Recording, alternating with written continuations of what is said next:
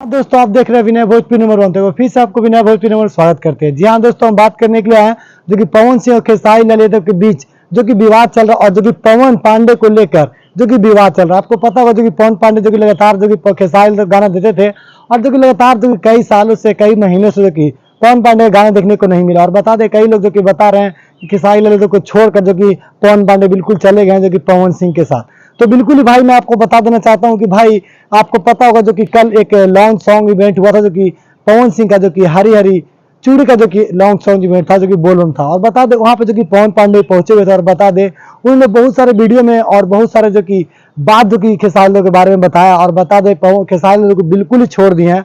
और बता दे, सीधा ये पवन पांडे आप काम करेंगे तो सीधा ये जो कि पवन सिंह के का साथ। आपको बता दें जो कि खेसारी की टीम के साथ जो कि कोई लोग जो कि अपने आप को जो कि हीरो समझते हैं, अपने आप को जो कि बहुत बड़ा स्टार समझते हैं, जो कि इनके जो कि लेखक है, जो कि बड़े बड़े जो कि लेखक जो कि अपने आप को बड़ा समझता है, बताए छोटे जो कि लेखक है उनको जो कि ये उभरते हुए जो कि एक सितारा के नाम से जो कि मान ले कि जो कि एक राइटर जो कि उभरते हुए जिसको एक सॉन्ग जो कि बड़े स्टार तक नहीं पहुंचने देते। तो कहीं ना कहीं पवन पांडे को भी ऐसा भी जो कि दबाया जा रहा था भोजपुरी में, और कहीं ना कहीं सोच रहे थे खेसारी लाल की टीम के द्वारा कि पवन पांडे जो कि भोजपुरी से विलुप्त हो चुका है, पर ऐसा बिल्कुल नहीं है। पवन पांडे का बहुत ही जो कि ब्लॉकबस्टर जो कि गाना आएगा, और जो कि पवन पांडे जो कि एक अलग अंदाज में लिखेंगे, और खेसारी लाल को बिल्कुल ही गाना नहीं देंगे, और पवन पांडे जो कि बिल्कुल ही पवन सिंह को गाना देंगे। तो चलिए, एक खबर में आपको सुनकर कैसा लगा, तो चलिए मिलते हैं फिर अगले वीडियो में। तो के लिए जय हिंद, जय भोजपुरी।